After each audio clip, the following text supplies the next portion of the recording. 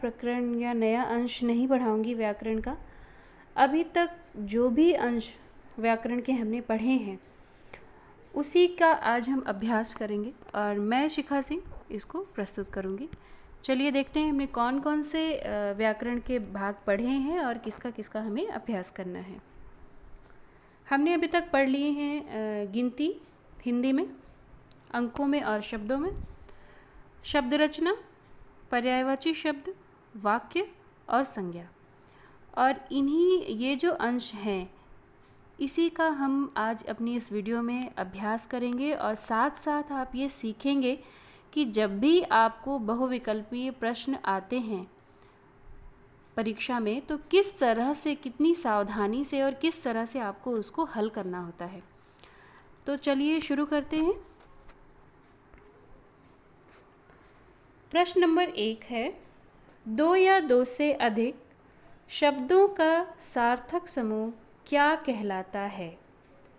अब ये जो शब्दों का सार्थक समूह जो यहाँ पर वाक्य में आए हैं ये शब्द, ये हमें और भी कई जगह पर आते हैं, जैसे वर्णों का सार्थक समूह। तो हमें ये ध्यान रखना है कि हमसे सवाल में क्या पूछा गया है, वर्णों का सार्थक समूह पूछा गया है या फिर शब्दों का सार्थक समूह पूछा गया है। अगर वर्णों का सार्थक समूह पूछा गया होता तब वो हमारा क्या बनता, शब्द बनता। लेकिन यहाँ पर पूछा गया है कि 2 या 2 से अधिक शब्दों का सार्थक समूह क्या कहलाता है। तो 2 या 2 से अधिक शब्दों को जोड़कर हम क्या बनाते हैं, वर्णों को जोड़कर हम शब्द बनाते हैं, है ना, और शब्दों को जोड़कर हम वाक्य बनाते हैं। तो संज्ञा बिल्कुल नहीं हो सकता। पहला आपका जो विकल्प है वो है वाक्य, दूसरा विकल्प जो है वो है संज्ञा और तीसरा विकल्प जो है वो है सर्वनाम। तो वाक्य, संज्ञा और सर्वनाम, इन्हीं तीनों में से हमें अपना उत्तर चुनना है। तो हम क्या उत्तर चुन सकते हैं, वाक्य। क्यों? क्योंकि 2 या 2 से अधिक शब्दों का सार्थक समूह क्या कहलाता है, वाक्य कहलाता है। ठीक है ना। प्रश्न नंबर 2 है, जिन शब्दों का कोई अर्थ होता है उसे क्या कहते हैं। बच्चों, जब हमने शब्द पढ़े थे तब हमने वहाँ पर ये पढ़ा था कि जिस शब्द का कोई अर्थ नहीं होता वो शब्द की श्रेणी में नहीं आते, यानी हम उनको शब्द नहीं मानते। शब्द वही होते हैं जिनका अपना कोई ना कोई अर्थ होता है। और ये 2 प्रकार के हमने पढ़े थे, सार्थक और निरर्थक। तो यहाँ पर आपको 3 विकल्प दिए हुए हैं। चलिए देखते हैं। पहला विकल्प जो है वो आपको दिया गया है निरर्थक, दूसरा विकल्प आपको दिया गया है सार्थक और तीसरा विकल्प आपको दिया गया है वाक्य। तो हम फिर से अब जाएंगे सवाल की तरफ। एक बार विकल्प, पहले हमें सवाल पढ़ना है ध्यान से, फिर हमें सारे विकल्प पढ़ने हैं ध्यान से। विकल्प पढ़ने के बाद हमें दोबारा से सवाल पढ़ना है जिससे हम आसानी से उत्तर को चुन सकें। फिर से पढ़ेंगे और देखेंगे जिन शब्दों का कोई अर्थ होता है उसे क्या कहते हैं। अब जिन शब्दों का अर्थ होता है उसको हम सार्थक शब्द कहते हैं। तो हम सार्थक शब्द यानी 2 वाले आंसर का उत्तर का चुनाव करेंगे। प्रश्न नंबर 3 है, हरियाली कैसा शब्द है।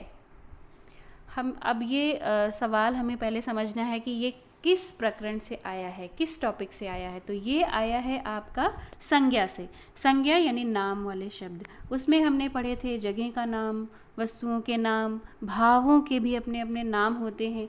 तो ये जो हरियाली है, जैसे खुशी है, दुख है, रोना है, प्रसन्नता है ना, ये सब किस में आते हैं, भाव में आते हैं। तो हरियाली भी किस में आएगी, भाव में आएगी। वो कोई वस्तु नहीं। अब हम कैसे हम क्लियर कर सकते हैं और कैसे हम निश्चित कर सकते हैं कि ये भाव में ही आएगी। उसके लिए हम विकल्प पढ़ेंगे। पहला विकल्प है भावों के नाम, दूसरा है वस्तु के नाम और तीसरा है व्यक्ति के नाम। अब हरियाली जो है वो किसी व्यक्ति का नाम तो नहीं होता है ना, और किसी वस्तु का भी नाम नहीं होता। हरियाली जो है वो आपका किस में आएगा, भावों के नाम में। तो हम पहले उत्तर, इसका जो पहला विकल्प है उसका चुनाव करेंगे, भावों के नाम ये जो विकल्प है ये सही है। प्रश्न नंबर 4 देखेंगे, संपूर्ण जाति का बोध कराने वाले नाम को क्या कहते हैं? जो पूरी जाति का बोध कराते हैं। जब जातिवाचक संज्ञा आपने जहाँ पर पढ़ी थी, अभी हम संज्ञा का विकल्प ही देख रहे हैं, संज्ञा टॉपिक ही यहाँ पर देख रहे हैं। तो जब संज्ञा में अगर वस्तुओं का है, वस्तु नहीं है, अगर वहाँ पर नाम है किसी का, तो व्यक्तिवाचक संज्ञा में आ जाएगा, है ना। तो प्रश्न है कि संपूर्ण जाति का बोध कराने वाले नाम को क्या कहते हैं? तो पहला विकल्प है संज्ञा, दूसरा विकल्प है जातिवाचक संज्ञा और तीसरा विकल्प है क्रिया। तो क्रिया अगर हम देखें तो क्रिया तो जो है वो जहाँ पर जिस शब्द से किसी कार्य के करने या होने का पता चलता है उसे क्रिया कहते हैं। तो इस पर तो हम नहीं लगाएंगे क्योंकि ये ऑप्शन गलत है। पहला है संज्ञा, तो संज्ञा नहीं, क्योंकि संज्ञा नहीं लगा सकते क्योंकि वो कह रहे हैं कि किसी जाति का बोध कराने वाले नाम को क्या कहते हैं। तो हमारा पहला उत्तर भी हमारा, ये पहला विकल्प भी गलत हो गया। दूसरा विकल्प हमारा सही होगा, जातिवाचक संज्ञा। उसके बाद आपका पांचवा प्रश्न है, नेक्स्ट आपका प्रश्न है, संज्ञा के कितने भेद होते हैं? आपने 3 पढ़े हैं, तो आप 3 पर ही यहाँ पर सही का निशान लगाएंगे। आगे चलते हैं। नीचे दिए गए शब्दों में से वस्तुओं के नाम को पहचानिए। पहला है, अब वस्तुओं के नाम कौन कौन से हैं वो हमें पहचानना है और उन पर टिक करना है। तो अब जैसे जगह का नाम होता है, ये भी संज्ञा प्रकरण से संबंधित है, संज्ञा टॉपिक से संबंधित है।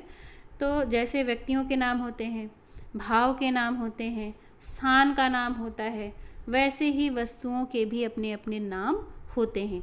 तो यहाँ पर आपको ये ध्यान रखना है कि हमें वस्तुओं के नाम को ही यहाँ पर पहचानना है और उस पर टिक लगाना है। तो हवा महल वस्तु है? हवा महल वस्तु है कोई? नहीं, तो हम इस पर टिक नहीं कराएंगे। दूसरा है मिठास। मिठास जो है वो भाववाचक में आता है, यहाँ पर हम टिक नहीं करेंगे। फिर आता है मीराबाई। मीराबाई जो है वो कवित्री हैं, तो ये किसी व्यक्ति विशेष का नाम है, तो इस पर भी हम नहीं लगाएंगे।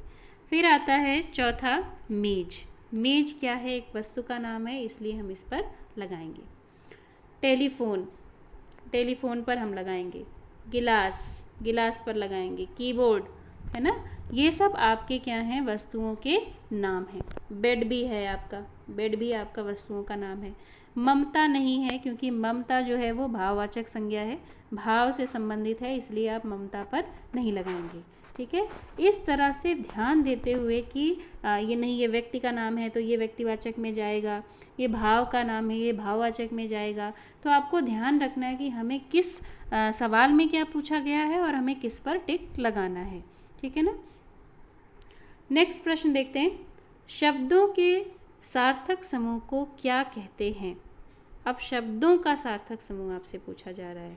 शब्दों का जो सार्थक समूह है, अगर जिस तरह से वर्णों के सार्थक मेल को आप शब्द कहते हो जिसका कोई अर्थ निकलता हो, उसी तरह से शब्दों के सार्थक समूह को आप वाक्य कहोगे। कुछ भी शब्द जोड़ के लिख दिया जाएगा, कहीं पर भी उसमें आपका जो है सब्जेक्ट होना चाहिए, यानी आपका कर्ता होना चाहिए, आपका कर्म होना चाहिए, आपकी क्रिया होनी चाहिए, तब जाकर कहीं कोई एक वाक्य पूरा होता है।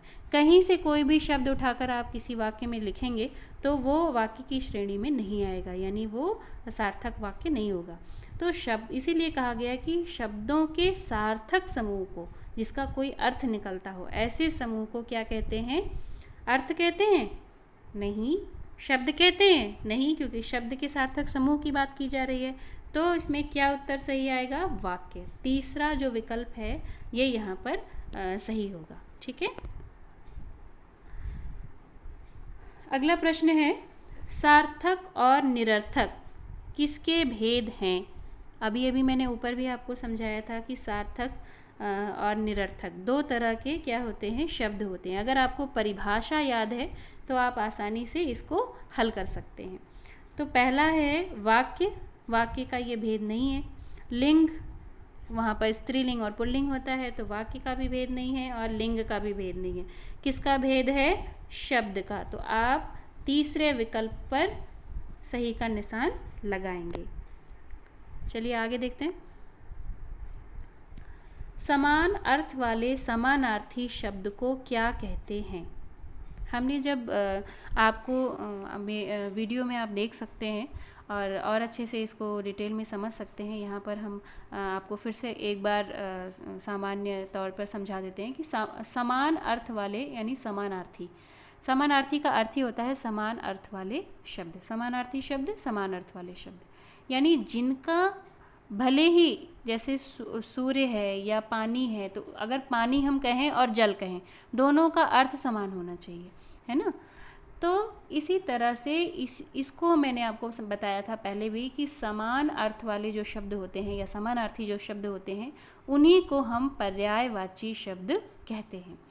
तो अब यहाँ पर हम विकल्प पढ़ेंगे। विलोम शब्द कहते हैं? नहीं, क्योंकि विलोम शब्द जो होता है वो ऑपोजिट वर्ड्स होते हैं, उल्टा होता है ना। वचन कहते हैं? नहीं, वचन में हमें क्या पता चलता है? संख्या का पता चलता है। तो हमें किस पर हम सही लगाएंगे? पर्यायवाची शब्द पर, क्योंकि समानार्थी शब्द को हम पर्यायवाची शब्द भी कहते हैं। उसके आगे अगला प्रश्न है। मैंने कहा था कि इसमें हम जो भी टॉपिक हमने पहले कर लिया है, जो भी प्रकरण पढ़ लिया हमने पहले, उनका यहाँ पर मिला जुला रूप मिलेगा आपको, मिले जुले प्रश्न मिलेंगे, जिससे आप हर किसी को फटाफट अपने दिमाग में उसको आप इमेजिन कर पाएँ और याद कर पाएँ कि क्या ये टॉपिक मैंने पढ़ा है और क्या मुझे उससे सवाल आ रहे हैं या नहीं आ रहे हैं। 10वां प्रश्न आपका है कि नका शब्द का सही शब्द होगा। अब मैंने पहले ही हमने सीख लिया, अभी हमने पुनरावृत्ति भी कर ली उस चीज़ की, कि जिस शब्द का कोई अर्थ नहीं होता वो शब्द की श्रेणी में नहीं आता। तो अगर नका है, नका शब्द जो है वो किस शब्द की श्रेणी में आएगा? निरर्थक शब्द की श्रेणी में आएगा। तो नका को कह रहे हैं कि सही करिए, सही करना है हमें, उसको सार्थक शब्द बनाना है। सही करने का अर्थ क्या है? कि उसको हमें सार्थक शब्द बनाना है। तो ये कौन सा शब्द बनेगा? इसका कान। कान का एक अर्थ होता है, क्योंकि वो हमारे शरीर का अंग है, इसलिए हम कान पर टिक करेंगे और इसको हम अपना सही उत्तर मानेंगे। नाक नहीं बना सकते। एक देखिए, इस तरह से आप भ्रमित हो जाते हैं। जब आप नाक देखेंगे तो आप फटाक से नाक पे भी लगा सकते हैं कुछ बच्चे, क्योंकि उनको ऐसा लगेगा कि नाक भी शब्द इससे बन जाएगा, जबकि वो शब्द नहीं बनेगा। क्यों नहीं बनेगा? क्योंकि न और क मात्रा कहाँ लगी है? क के ऊपर लगी है, न के ऊपर मात्रा नहीं लगी है, इसलिए हम नाक नहीं बना सकते। क्योंकि भले ही उसका एक सही अर्थ है, लेकिन हम उसको नहीं बना सकते क्योंकि वहाँ पर न पे मात्रा नहीं लगी हुई है। ठीक है ना। इन चीज़ों का आपको ध्यान रखना है जब आप ऐसे वाले प्रश्न हल करेंगे। फिर है लकम का सही शब्द होगा मकल। मकल का तो यहाँ पर भी इसी तरह से निरर्थक शब्द दिया हुआ है, उसको सार्थक करना है, आपको सही शब्द बनाना है।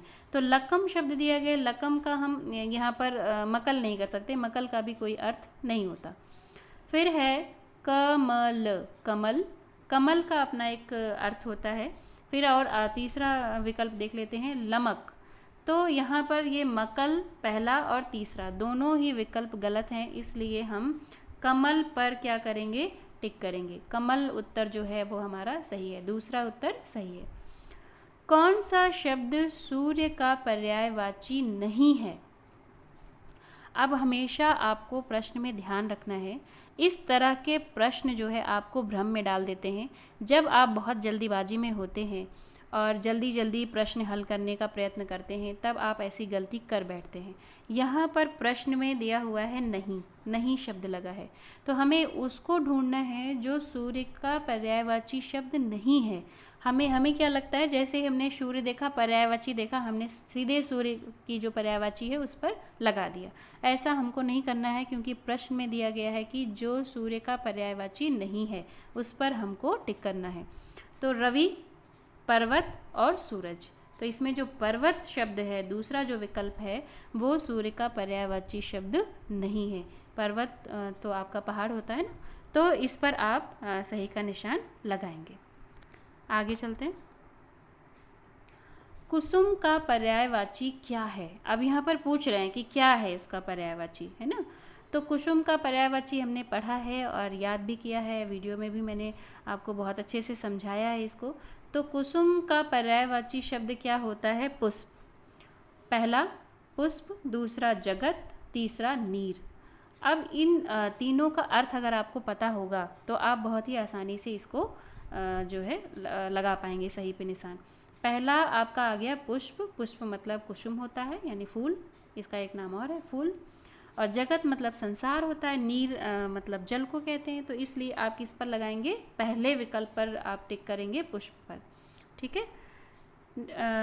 अगला प्रश्न है, चांद का पर्यायवाची शब्द है धरा, पावक और मयंक। अब धरा जो है वो पृथ्वी को कहते हैं, पावक जो है वो अग्नि को कहते हैं। तो आपका कौन सा उत्तर सही होगा? मयंक। क्यों? क्योंकि मयंक जो है वो चांद का पर्यायवाची शब्द है। पेड़ का पर्यायवाची शब्द है तरु, भोर, बरखा। तो बरखा भी नहीं है, बरखा जो है वो वर्षा को कहते हैं। भोर मतलब प्रातःकाल होता है। तरु मतलब क्या होता है? वृक्ष। तो इसका आपका विकल्प कौन सा सही होगा? तरु, पहला। वर्षा शब्द, अगला प्रश्न है, वर्षा शब्द का पर्यायवाची है बरखा, मेघ या फिर पुष्प। तीन विकल्प आपको दिए हुए हैं, बरखा, मेघ और पुष्प। तो पुष्प का हमने पहले भी यहाँ पर भी देख लिया और पहले भी हमें पता है कि पुष्प का पर्यायवाची होता है कुसुम और फूल। मेघ हम कहते हैं बादल को, इसलिए आपका बरखा जो पहला आपका उत्तर है, विकल्प है, वो आपका सही होगा। ठीक है। अब आते हैं गिनती पर। 17 और 14 को शब्दों में कैसे लिखते हैं? 17, 14, 12, 15, 17, 15।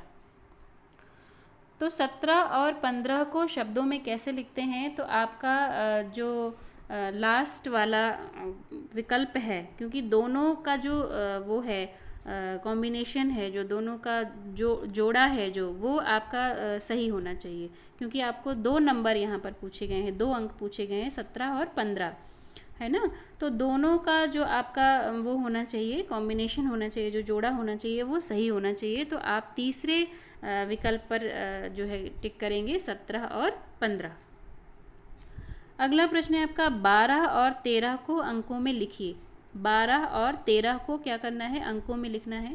पहला है आपका पहला भी आपका नहीं है, पहले आप ऐसे भी ढूंढ सकते हैं कि पहला आपका 12 है, तो 12 वाला कौन सा सही है? तीसरा। तीसरे का पहला कौन सा है? 12। और दूसरा कौन सा है? 13।